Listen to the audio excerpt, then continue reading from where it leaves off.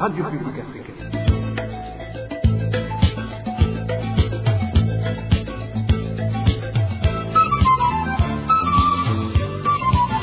Radio Publique Africaine.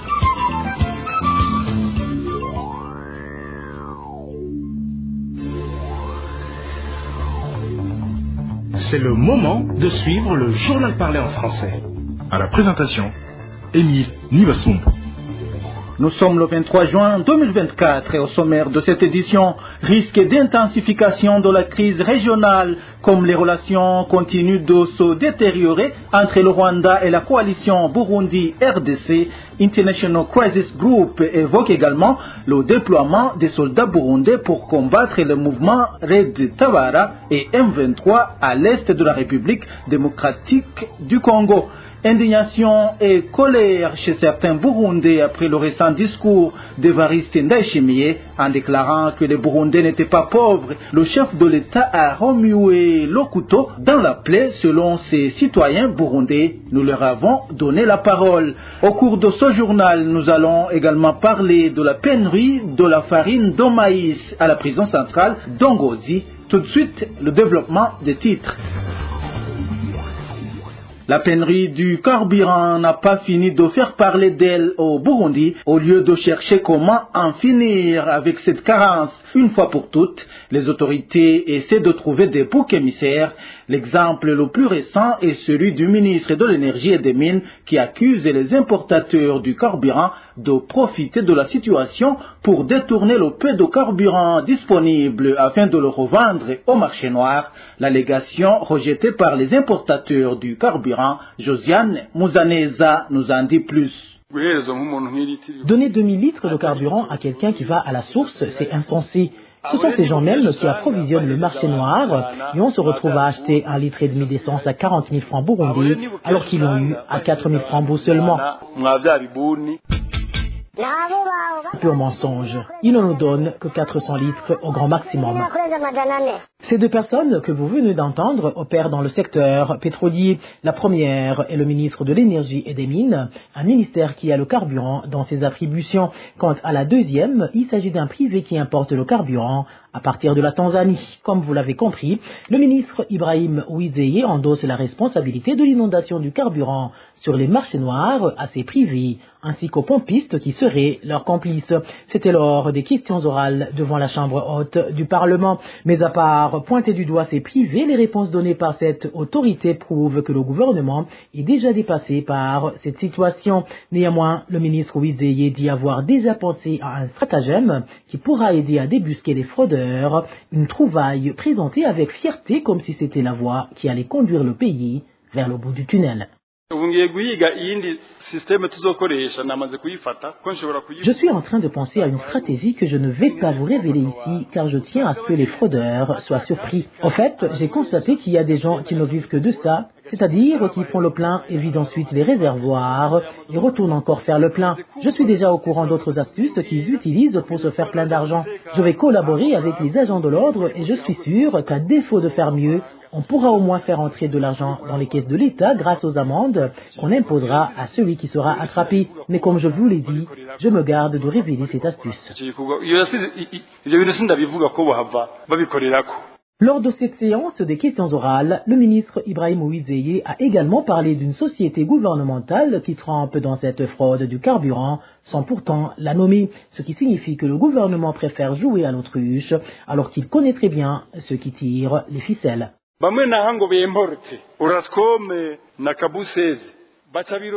J'ai donné à deux sociétés, à savoir Orascom et Kabou 16, une autorisation d'importer le carburant, mais ils se sont retrouvés dans l'incapacité de le faire et ils ont opté de s'en remettre à une société burundaise qui en a les prérogatives. Mais le problème qui s'est posé est que cette société fait le plein ici à 10 000 litres et va stocker tout ce carburant à Kamenge. On est en train de suivre de près les agissements de cette société pour voir si le problème ne vient pas de là.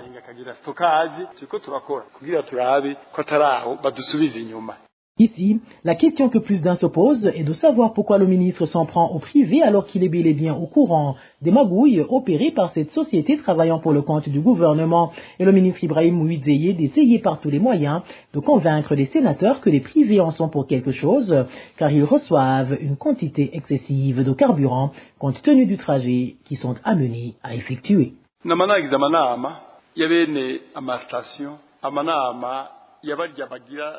Je fais régulièrement des réunions avec les pompistes et les propriétaires des stations-service. Je leur toujours interdit premièrement de servir du carburant dans des bidons. Deuxièmement, je leur rappelle qu'il est strictement interdit de donner beaucoup de carburant qu'il n'en faut aux camions qui importent le carburant en Tanzanie. En fait, je me dis qu'il est insensé de servir 2000 litres à quelqu'un qui va là où le carburant afflue. Ça, c'est de la cupidité de la part de nos partenaires, c'est-à-dire les pompistes qui en tirent profit. Je peux vous certifier que 500 litres suffisent pour se rendre à Dar es Salaam. C'est cet excédent qu'ils vont alors vendre dans des bouteilles au marché noir.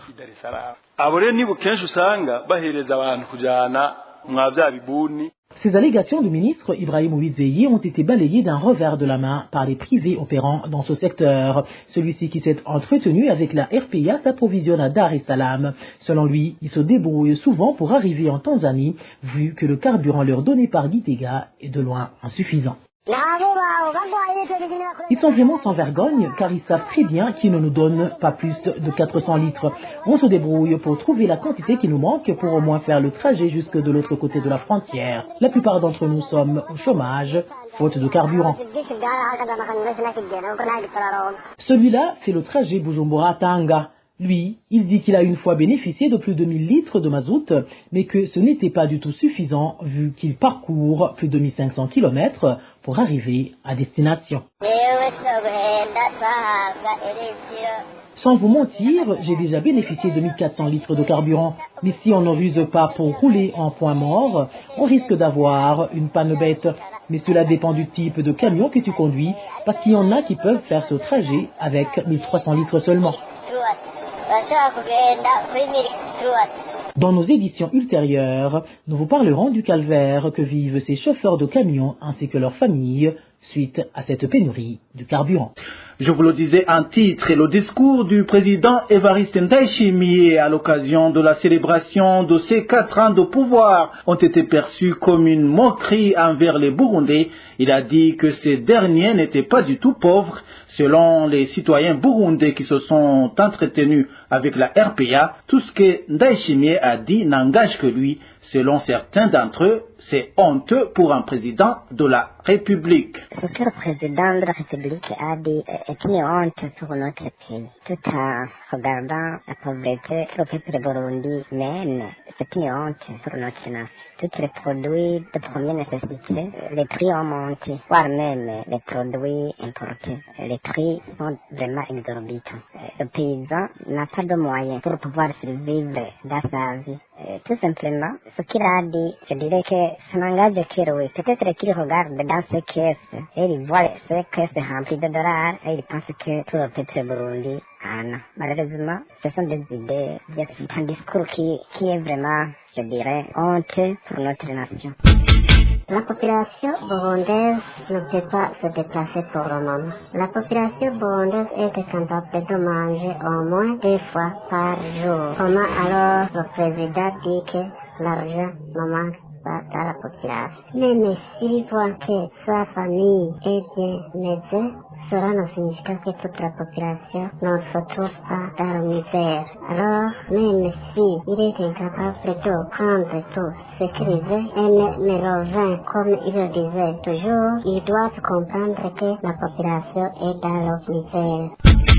J'ai entendu le discours du président de la République et ça m'a fort étonné. Ici, chez nous à Kayanza, ce qui s'observe trop, c'est la hausse des prix. Dans ces jours, 1 kg de haricots s'achète à plus de 2000 francs par kilo. Ici, l'aliment de base à tout le monde, c'est le maïs et la patate douce.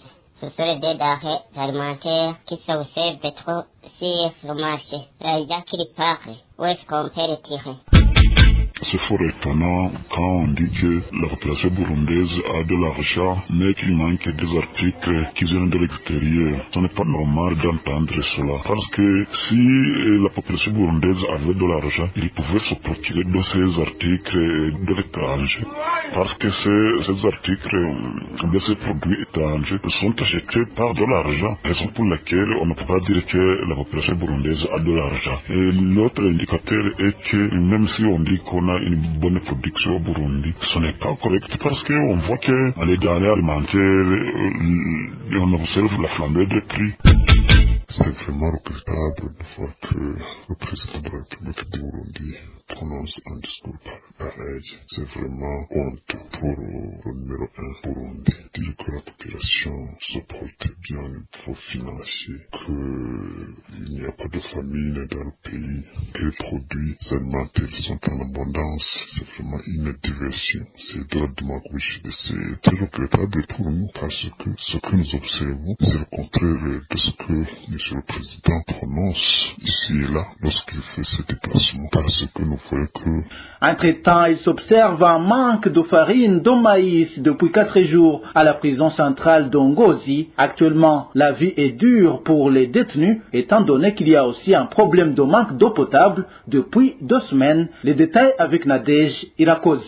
Les détenus de la prison centrale d'Ongozi font savoir qu'ils meurent de faim car ils viennent de passer 4 jours sans percevoir la farine de maïs qu'ils mangeaient avec du haricot. Puisqu'ils n'ont pas d'autre choix, ces détenus disent qu'ils mangent cette petite quantité de haricots afin de pouvoir tenir. Son manque de nourriture est aggravé par le problème de pénurie d'eau potable qui vient de durer 2 semaines dans cette prison d'Ongozi. Le camion pompier qui sert à éteindre le feu est celui qui est utilisé pour apporter l'eau aux détenus afin qu'ils puissent préparer le haricot. Cependant, cette quantité d'eau ne peut pas suffire à plus de 2000 détenus pour qu'ils puissent se laver et faire la propreté, surtout dans les latrines. Les détenus qui le peuvent achètent l'eau à l'extérieur de la prison où une bouteille d'1,5 litre s'achète à 300 francs burundais, tandis qu'un bidon de 20 litres est vendu à 2000 francs burundais. Une somme jugée énorme par les détenus car ils n'ont nulle part où trouver cet argent. Ainsi, les détenus de la prison centrale d'Ongozi demandent avec insistance au gouvernement ainsi qu'aux bienfaiteurs de leur venir en aide en leur fournissant de la farine de maïs et que le problème de manque d'eau potable soit réglé une fois pour toutes afin que l'eau soit encore disponible à tout moment dans les robinets, sinon ils craignent d'attraper des maladies liées au manque d'une bonne hygiène. Dans un instant, nous parlons sécurité. RPI. Des conflits ethniques entre Hutus et Tutsis peuvent refaire surface au Burundi après le déploiement des militaires burundais et miliciens Imbonerakure en République démocratique du Congo pour combattre Red Tabara au sud Kivu et le M23 au nord Kivu. Selon International Crisis Group, au fur et à mesure que Gitega se rapproche de Kinshasa et prend davantage ses distances vis-à-vis de Kigali, il y a aussi le risque de vives tensions dans la sous-région. Le point avec Eric Nyonzima. À travers le site Lilith Web, dans son article du 21 juillet 2024, International Crisis Group indique que le déploiement des troupes dans l'est de la RDC par le gouvernement du Burundi risque d'accroître des tensions non seulement ethniques dans le pays, mais aussi avec son voisin le Rwanda. Crisis Group dénonce le fait que le Burundi continuera probablement à envoyer des troupes dans les provinces du Nord et du Sud Kivu de la RDC pour combattre respectivement les rebelles du M23 et de Red Tabara, alors que Gitega se rapproche de Kinshasa et prend davantage ses distances vis-à-vis de Kigali. Ainsi, ICJ alerte sur l'agitation et la frustration au sein de l'armée burundaise concernant les mauvaises conditions de déploiement dans l'est de la RDC qui pourraient s'accroître et risquent de renforcer les tensions ethniques entre Hutus et Tutsis. Autre inquiétude de cette ONG dont la mission est de prévenir et d'aider à résoudre les conflits meurtriers des Imbonerakure. La milice des jeunes du parti au pouvoir continuera probablement à recevoir une formation de type paramilitaire avant un éventuel déploiement en RDC. À cet effet, le déploiement de troupes supplémentaires pouvant inclure des membres des Imbonerakure dans l'est de la RDC, le mécontentement au sein de l'armée en réseau des mauvaises conditions de déploiement et la capture d'autres soldats burundais par les rebelles du M23 déclencheront éventuelles vives tensions ethniques. Et en revanche, les rebelles du mouvement Red Tabara pourraient mener de nouvelles attaques sur le sol burundais. Autre aspect cité par ICJ, le regain des tensions avec le Rwanda pourrait entraîner le gouvernement du président Evariste Ndayishimiye dans un conflit régional de plus grande ampleur, opposant Gitega et Kinshasa d'un côté, à Kigali de l'autre côté. Le mécontentement parmi les forces de sécurité pourrait accroître les tensions au sein de l'élite burundaise et ouvrir des brèches dans l'appareil politique et sécuritaire, notamment en renforçant des clivages ethniques entre Hutu et Tutsi, alimentant l'instabilité politique et la violence. Crisis Group parle aussi de l'espace politique risque de se rétrécir encore davantage avant les élections législatives de 2025. La police,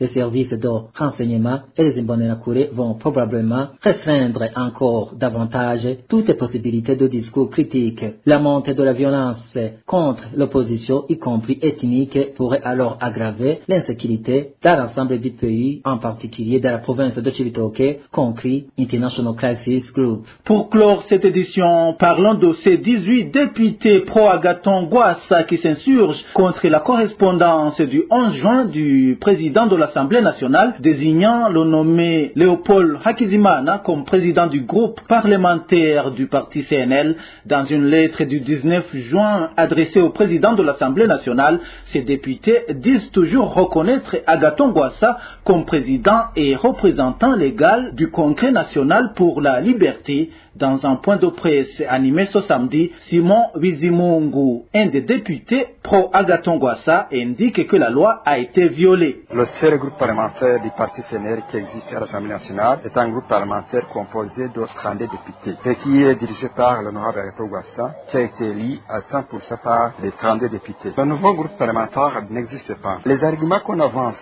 pour dire non à ce qu'a fait le groupe de 13 députés, c'est la loi qui nous donne cet argumentaire. Parce que la loi est claire là-dessus. Comment les groupes parlementaires fonctionnent, comment les activités du groupe parlementaire se déroulent, qui convoque la réunion du groupe parlementaire, qui organise la réunion du groupe parlementaire. Ce qui n'a pas été le cas pour les 13 députés qui ont organisé une réunion en violation de la loi. L'article 50 et 52 dont fait mention dans la correspondance du président de l'Assemblée nationale, ce sont des articles du règlement intérieur de l'Assemblée nationale. Ces articles sont clairs. Des articles qui montrent comment les groupes parlementaires s'organisent. Et là, c'est une organisation et un fonctionnement qui est basé sur le respect de la loi. Ce qui a été fait par les 13 députés n'a pas respecté la loi. C'est pourquoi nous disons que ça n'a rien à voir avec les articles 50 et 52 dont on a fait mention dans la correspondance du président de l'Assemblée nationale. Ce que nous demandons n'est autre que le respect de la loi. Parce que tout ce qui est en train d'être fait n'est que la violation de la loi. Ce qui est aberrant, c'est que certains organes du pays acceptent d'être induits en erreur en confirmant les activités du groupe de 13 députés font en violation de la loi, que ce soit la loi burundaise et le règlement ou les règles du parti CNL. Voilà, c'est par ici que nous mettons un point final au journal du 23 juin 2024. Merci à vous tous qui nous avez suivis à la présentation. C'était Émile Nibasumba. Au revoir.